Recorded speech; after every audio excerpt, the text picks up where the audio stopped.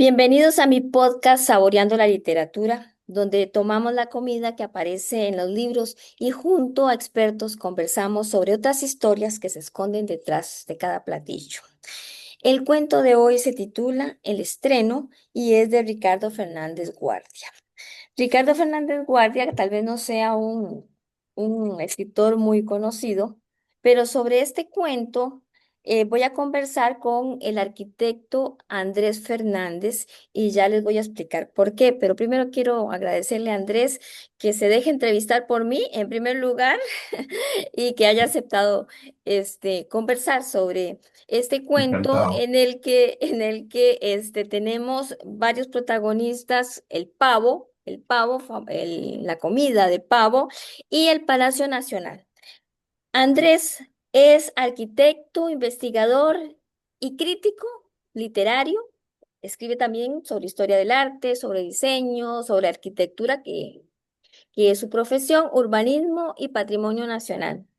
Escribe para medios nacionales e internacionales, ha publicado muchos artículos, muchos libros sobre su campo y muchos más. Y en el 2015 recibió el Premio Nacional de Gestión y Promoción Cultural que otorga el Ministerio de Cultura, cuando todavía era el Ministerio de Cultura, si se me permite el comentario. Andrés, muchas gracias de nuevo.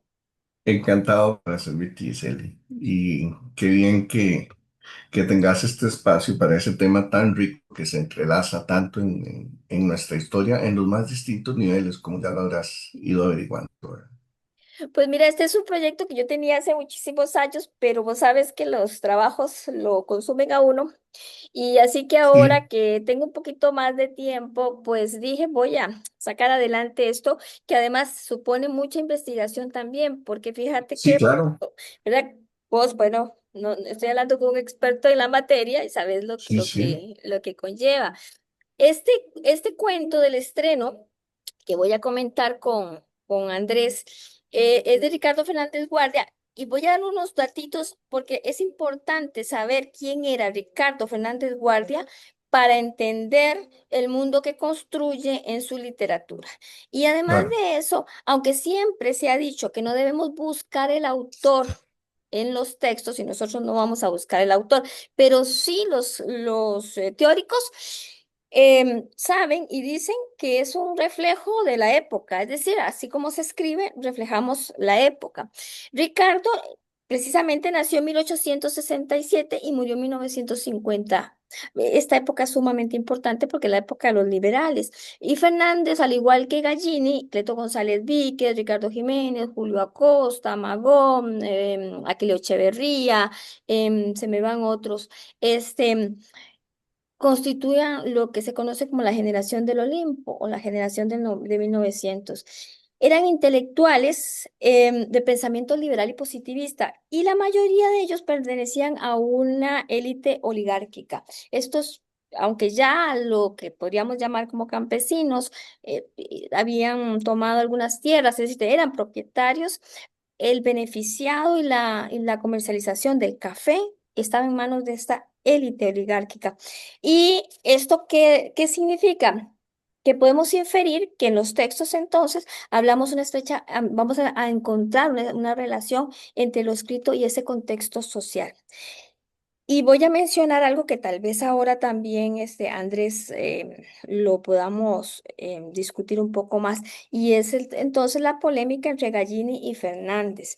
Gallini había escrito un texto, ya un libro de cuentos titulado Hojarasca, que a mí, leyéndolo como si leyera Sinbad el Marino o los cuentos de los hermanos Grimm, o que me parece una cosa que anda por ahí. Pero, y además toda la mitología que está ahí. Pero Gallini tenía otra opinión con respecto a esto, y es lo que se llama la polémica nacionalista en la literatura. Ujú, Y solo para dar una idea, y yo voy a ujú. cortar aquí porque yo quiero que sea Andrés el que tome la palabra, voy a citar dos cosas. Una de Gallini y la otra, perdón, una de Fernández y la otra de Gallini. Vamos a ver, esa polémica nacionalista, decía Fernández, y por favor tómenlo en el contexto en el que fue escrito. De una parisiense graciosa y delicada pudo nacer una Diana de Jaudón. Ujú. Pero vive Dios que con una india de pacaca solo se puede hacer otra india de pacaca. Ahí Acá. tenemos cuál era Ujú, la concepción de literatura de Fernández. ujú, Ahora vámonos a la concepción de literatura de Gallini. El que ha pintado de mano maestra a Sevilla, refiriéndose a Fernández, ¿por qué no hacer otro tanto con lugares que conoce mejor y a los cuales profesa más cariño? Eso le ujú, pregunta. Esto fue ujú. una polémica en revistas, periódicos, etcétera. Y ahí estuvo metida otra gente, y entre ellas Aquileo Echeverría. Pero como dicen los expertos, no nos engañemos. Gallini no era precisamente el defensor de, digamos, lo que sería Costa Rica, de los pueblos originarios. Él decía otras cosas acerca de los indígenas, por ejemplo, que eran unos salvajes y que no tenían cabida en el ideario nacional costarricense. Así que no nos Ujú. engañemos. Y los textos entonces de esa época marca la consolidación de una imagen a la medida de esa oligarquía. Entonces, ese proyecto nacionalista fue, como dicen también los expertos, un proyecto blanqueador. La construcción del imaginario nacional no solo se evidencia entonces en la literatura, y aquí es donde te pregunto, Andrés, en el campo de la arquitectura. em, la literatura, dice Alexander Jiménez, el filósofo, sería, y filósofo costarricense, sería incomprensible si no viniese a configurar lo que aparece ya en la acción humana, como el Palacio Nacional que se cuenta en el cuento El Estreno de Ricardo Ricardo Fernández. Fernández. Sí, el Palacio Nacional nos da esa imagen de la acción humana de mediados del siglo XIX.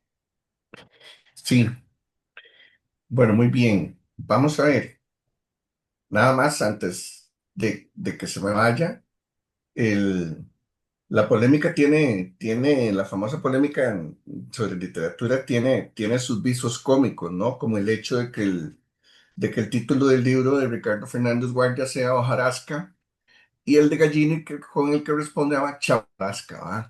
Alaska. Entonces ya desde ahí empezamos con como se diría en Tico, con un filazo muy, muy bien colocado, ¿verdad?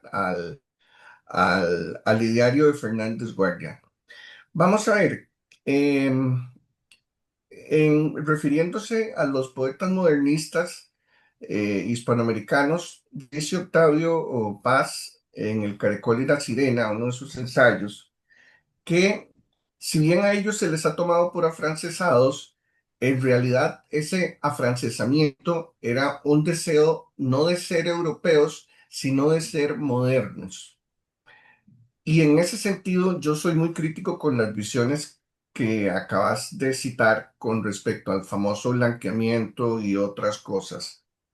La supuesta, comillas, oligarquía costarricense, que también cuestiono que haya sido una oligarquía, tenía aspiraciones como las que posteriormente va a señalar Paz a, a los modernistas, es decir, era una aspiración de modernidad más que de europeización. Sin embargo, eso es totalmente real. Y uno de los miembros más conspicuos de lo que va a ser esa, comillas, oligarquía es precisamente don Juan Rafael Mora, ¿verdad? Y don Juan Rafael Mora le va a tocar echar a andar la República. La República Cafetalera va a durar 100 años, de 1848 a 1800 a 1948. Y lo que se encuentra como capital es una aldea española. Y una aldea española además de muy poco relieve. Tres edificios importantes, la famosa factoría de tabacos, ahí donde está el Banco Central, la portada de la catedral, de un barroco pobre hasta decir quítate, como decimos en Costa Rica, y el cuartel principal donde hoy está el Teatro Popular Médico Salazar. Todos de arquitectura hispana, todos de una arquitectura muy pobremente barroca, más criolla que otra cosa. Y es precisamente en la década de los 40 que eso va a empezar a cambiar.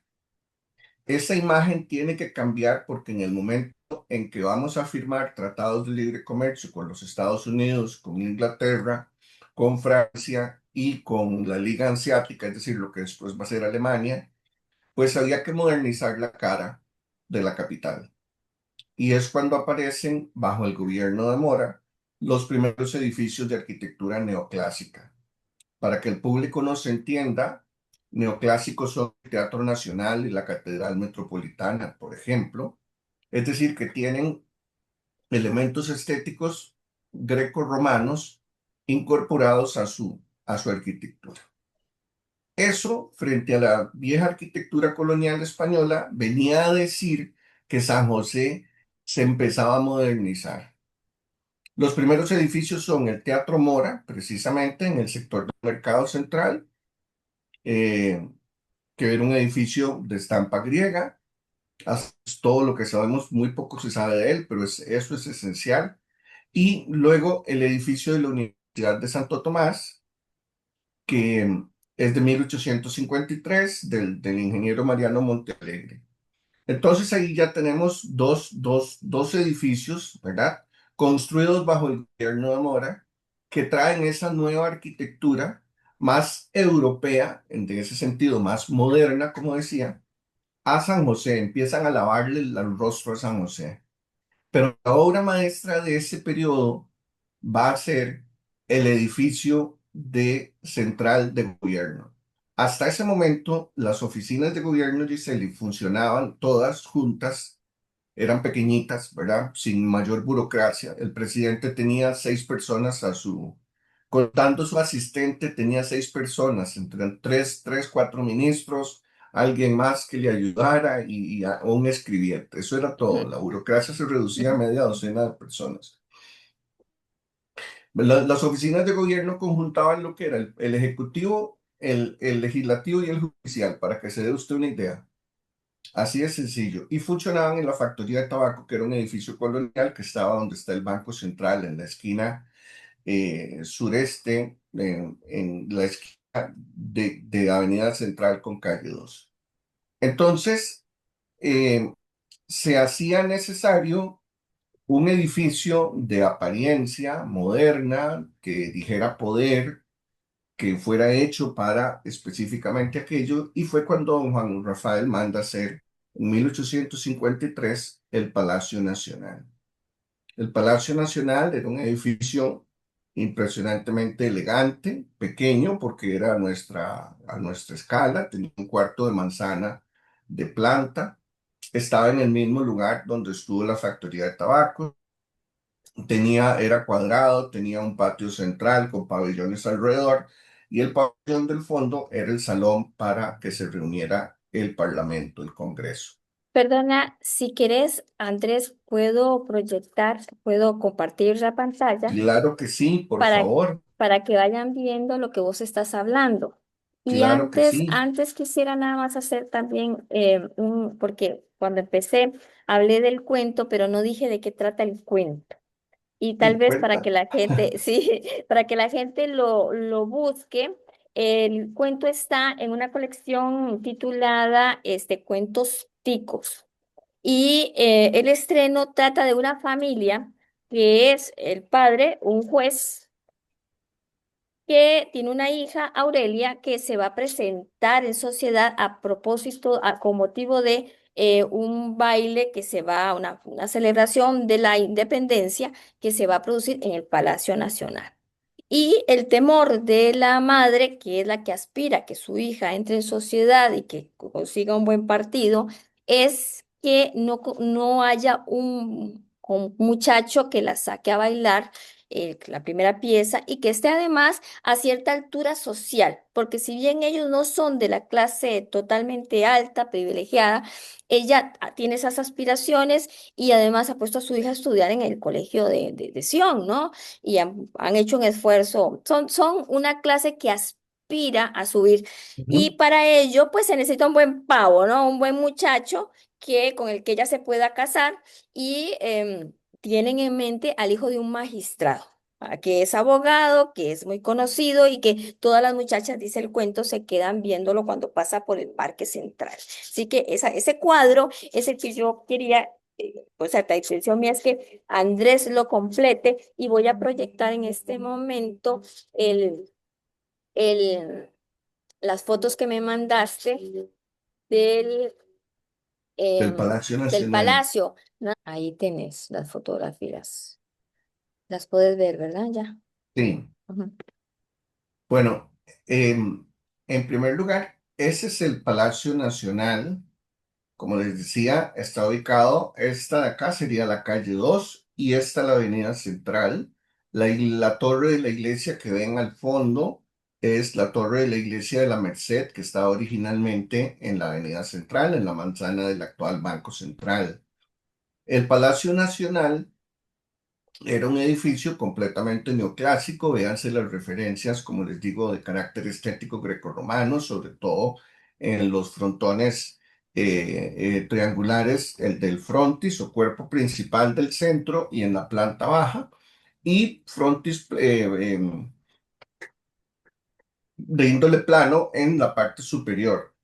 Este es un edificio que se inició en 1853 de la mano del geómetra alemán Ludwig von Chamier.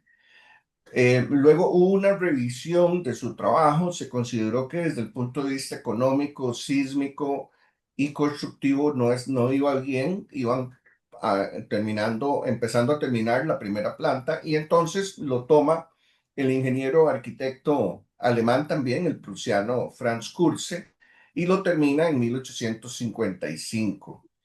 El edificio era un edificio sencillo por dentro, lo que era tremendamente funcional. Hay quien describe que el edificio para Mora era esencial porque era muy fácil que un ministro firmara algo y inmediatamente se podía revisar, devolver, corregir, contrafirmar lo que fuese necesario.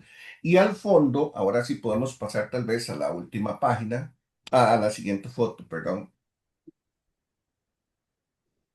Al fondo estaba este magnífico salón que ven ahí, que todas las descripciones coinciden, incluso las de los años 50, en que era tanto o más elegante, y lo repito, tanto o más elegante que el Teatro Nacional. Este era el salón al que se le retiraban las sillas, las curules, y se utilizaba, tenía un balcón, como lo pueden ver al fondo, desde el que podía tocar magníficamente una orquesta. Tiene que haber tenido buena acústica por el tipo de cielo con casetón que tenía. Y lo cierto es que ese elegantísimo salón era el que se utilizaba para los bailes. De hecho, cuando se inaugura, en febrero de 1855, se inaugura con un vals del maestro Manuel María Gutiérrez, director de la banda, director de bandas nacionales, que se llama precisamente el vals El Palacio. Don Manuel María Gutiérrez hace ese vals en honor al presidente Mora, y eso me va a llevar ahorita a otro señalamiento con respecto a esto que tiene que ver con todo el cuento de Fernández Guardia. En honor al presidente Mora que tenía una imagen muy fuerte, y cabe recordar, y basta verlo, que esto más que inglés, la elegancia de ese salón es muy francés. Es una elegancia a la que podemos llamar napoleónica, que era en ese momento el ideal en términos estéticos. Era muy francés el ideal estético, particularmente urbano, como decía, arquitectura neoclásica, interior un poco versallesco, más barroco, pero, y esto es fundamental para el cuento, en términos de costumbres sociales, el ideal era más inglés. Y con el ideal inglés es que empieza lo de las presentaciones de las señoritas en sociedad. Y en Costa Rica el baile por excelencia no era el de fin de año, que va a ser después, ahorita voy a decir cuándo empieza el Ujú, de fin de año, ujú. sino el de la independencia. Y con la creación del Palacio Nacional viene una diferencia esencial en esto que estoy hablando. Los bailes de la época colonial y de la independencia eran lo que se llamaban saraos, los famosos saraos españoles, que eran otra cosa, eran una dinámica distinta. El sarao es más para personas de adultas, parejas casadas, etcétera. Y en el sarao se bailaban danzas españolas. No es sino hasta que entramos en contacto con Francia e Inglaterra, particularmente, que entonces se impone el vals, por ejemplo. Y vienen estos bailes que ahora, y eso es lo rico de este intríngulis que estoy hablando, ahora sí tienen un edificio, un palacio donde realizarse y un salón dentro del palacio, muy versallesco donde realizarse. Entonces estamos hablando de rituales sociales muy ingleses en espacios estéticamente muy franceses. Y ahí es donde entonces el Palacio Nacional va a jugar un papel sumamente importante porque entonces pasamos de los araos españoles a los bailes afrancesados, ¿verdad? Ya con valses y demás, por un lado, en el contexto de una elegancia napoleónica, como decía, pero con costumbres inglesas como la presentación de las chicas en sociedad, que se hace ese es el famoso baile de 15 años, ese es el origen del famoso baile de 15 años, que se tiene que corresponder cuando la chica entra en un desarrollo corporal que ya le permite acceder al mercado, porque esa es la palabra, al mercado matrimonial, es ponerla circular, eso es en esencia.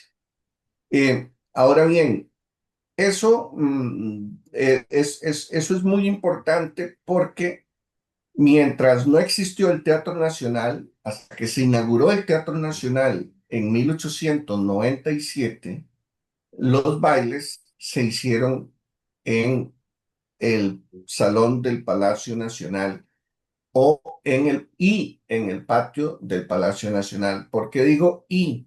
Porque el patio tenía una fuente originalmente, después se quitó la fuente, pero se sabe que la fuente se cubría con una tarima de madera donde se colocaba una orquesta que podía tocar y entonces podíamos tener los invitados de más categoría en el salón lujoso y afuera, en un salón, perdón, en el patio, estaba otra gente de otra categoría. Bebidas y sillas alrededor del patio permitían que la gente estuviera cómodamente eh, en el espacio del palacio y cuando el clima lo ameritaba, se sabe por narraciones de época, que le ponían un manteado haciendo una especie de carpa encima del patio. Eso es muy importante porque como decía, por un lado, el baile de la independencia. Digamos, yo tengo registrados dos claramente descritos incluso. Uno en la Casa de Cabildo, que era una casona de adobes donde después estuvo el cuartel, es decir, donde está el Teatro Popular Melico Salazar nuevamente. Y otro en la Casa de Tata Pinto, diagonal a la Iglesia del Carmen. Ambas eran casonas de adobes, que tal vez tenían un salón un poco más grande. Los invitados tenían que estar en el corredor. Es otra cosa completamente. Y es un sarao. Aquí estamos hablando de un baile con una orquesta debidamente constituida, tocando, ¿verdad? Con toda la formalidad del caso, como lo describe Félix Belli en su relato como viajero cuando lo invita el presidente Mora como diplomático francés que llega al país, con invitaciones, probablemente esta gente tenía que, mucho del esfuerzo de esos pobres padres tenía que ser que esta invitación le llegara a la familia, ¿verdad? Porque eran impresas, porque venían con el número de personas invitadas, etcétera. Una cuestión muy, muy bien regimentada. Y entonces, eso va a suceder hasta octubre de 1897, cuando se inaugura el Teatro Nacional. Recordemos que Andrés. el teatro, perdón, sí, No, perdona, que también en el cuento aporta un elemento y es que las muchachas tenían una libretita que iban llenando sí, de cuál era sí, el primer baile que era el más importante, o sea, que es que la sacaran, la primera vez que la sacaban a bailar sí, era importante, pero además tenían que llenarlo, es decir, habla de que debía de tener Sí. una listita, ¿no? Los Una li- solicitantes tenían esa, que ir poniendo, el segundo es el mío, el tercero, ex- y cuando alguien estaba muy seguro de su pretensión, pues le llenaba la libreta completa, y de ¿verdad? ahí el por qué las muchachas, según ese contexto que nos da el cuento, tenían una gran preocupación que esa libreta no se llenara. Era, era una decepción, ¿verdad? Era una decepción para ellas y era pues una derrota para las madres. Claro, Es, que era la más Era una preocupada. derrota para las madres, sí. Este cuento en particular, por la época de que nos habla, hay que situarlo alrededor de la década del 80, de 1880, el cuento de Fernández Guardia. Y es precisamente cuando el historiador, el filósofo e historiador George García, en su obra sobre el desarrollo de la clase media en Costa Rica, ubica el inicio de esa clase a la que ahora te referiste, que es aspiracional, ¿verdad? No estamos arriba y atrás ni para coger impulso, ¿verdad? Ujú. Vamos a mantenernos aquí y si podemos, vamos a subir. Esa clase media que hacía todo tipo de esfuerzos para, como decía muy bien Giselle, poner a la chiquita en el colegio de monjas, que era el de Sion, ¿verdad? Solo un poquito después, en esa década está apareciendo el de señoritas, que es público y es laico, son cosas muy diferentes. Y entonces, igualmente, todo esto, el vestido, etcétera, representaba un esfuerzo familiar en pro de casar a aquella niña, casarla bien. Y por eso lo de la libreta era esencial, porque decía si había despertado el interés de algún pretendiente y de cuántos. Y ese pretendiente podría no estar interesado en ella tanto por la belleza como por la clase social, ¿no? Porque Sí, se casaba, otra característica de la época y de la oligarquía es el casamiento entre la misma clase social. Eh, sí, es de carácter endogámico. Exacto. Sí, es Entonces, de carácter endogámico.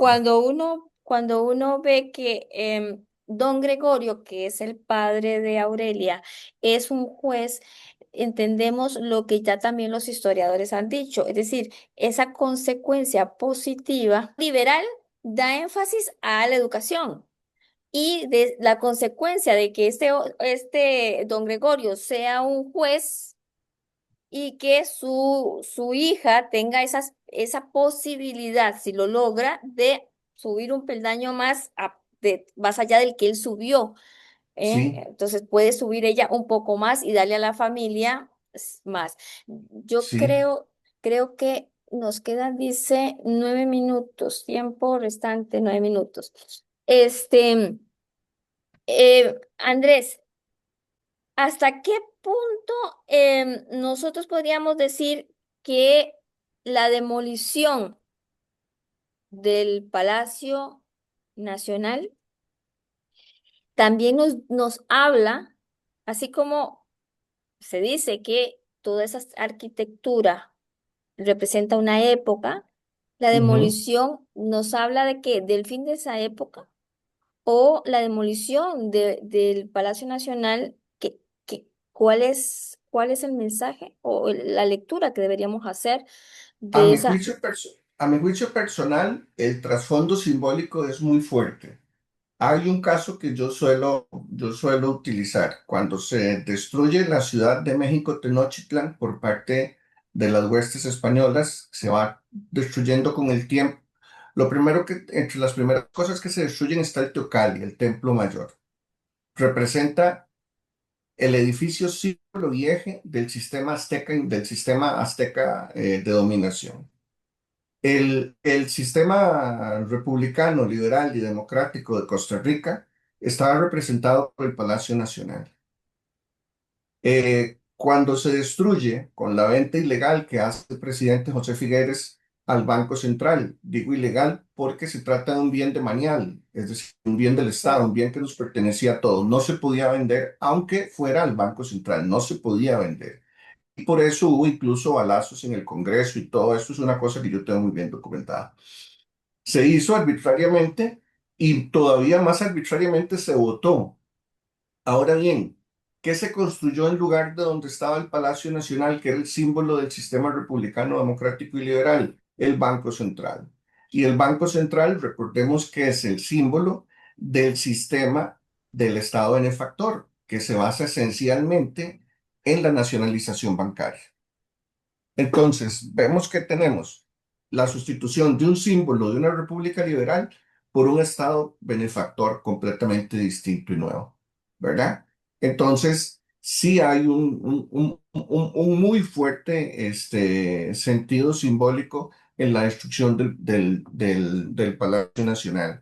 Y con él se acabó una Costa Rica que ya no fue posible reconstruir. Recordemos también que con la Revolución del 48, es decir, con la Segunda República o Estado benefactor, vienen al poder las clases medias. Es decir, esas clases que antes tenían que hacer todos aquellos esfuerzos, ya hoy no necesariamente, después de eso ya no necesariamente tienen que hacerlo. Digamos que entonces el Palacio Nacional era obsoleto desde el punto de vista, digamos, simbólico social. El Teatro Nacional va a seguir jugando su papel, pero ya ustedes, ya nosotros lo recordamos, en los 70 ya no existía nada de esto, ¿verdad? Los bailes llegan hasta los 50, 60, ese tipo de bailes en el Teatro Nacional. Ese Palacio Nacional no se rescató nada, es decir, porque vi en la foto, por ejemplo, los retratos que creo que sí están en el salón de expresidentes, ok, Sí, esos los he visto en el salón de expresidentes, sí, pero al igual que pasó con otras obras arquitectónicas muy hermosas Laches. nuestras, como la biblioteca pública, etcétera, que no se rescató nada, Andrés, no hay nada. Hay unos pedacitos, lamentablemente, del cielo que señalé de los casetones de cielo, Ujú. particularmente las partes curvas cuando lleguen al lado, que están están en el Museo Nacional. Están en el Museo Nacional y particularmente, y esto otra vez no habla de todo muy bien de Costa Rica, en las letrinas, en las letrinas de lo que fue el cuartel Bellavista, está el pedazo de cielo del Palacio Nacional, que es algo de lo poco que queda. En una de las casas de los comandantes, la esquinera, en el museo también, están parte de las lámparas del Palacio Nacional. Invito a la gente que vayan a ver esos dos restos arqueológicos tan bellos, que es todo cuanto nos queda de esa época de la que estamos hablando y que don Ricardo Fernández retrata también en su maravilloso cuento. Muchísimas gracias, Andrés. Y tomémosle la palabra porque hay que ir a verlo. Eso, como dice Andrés, es también un símbolo, es un signo de cómo tratamos nosotros nuestra historia, de cómo Ujú. nos tratamos a nosotros mismos A nosotros mismos. y cómo estamos dispuestos a perder las cosas que nos han caracterizado, Ujú. tan fácilmente. Eh, Sí, Andrés, muchísimas gracias por haberme dado estos minutos de un tiempo tan valioso tuyo. Yo espero que la gente le despierte la curiosidad, lea el cuento y vaya al museo y a los lugares donde vos dijiste, porque esa es la idea de este podcast, que saboreemos la literatura más allá de lo que está en el libro. pues ojalá, con muchísimo gusto, Giseli, y ojalá que así sea, porque hay pocas cosas tan deliciosas como la literatura en nuestras vidas.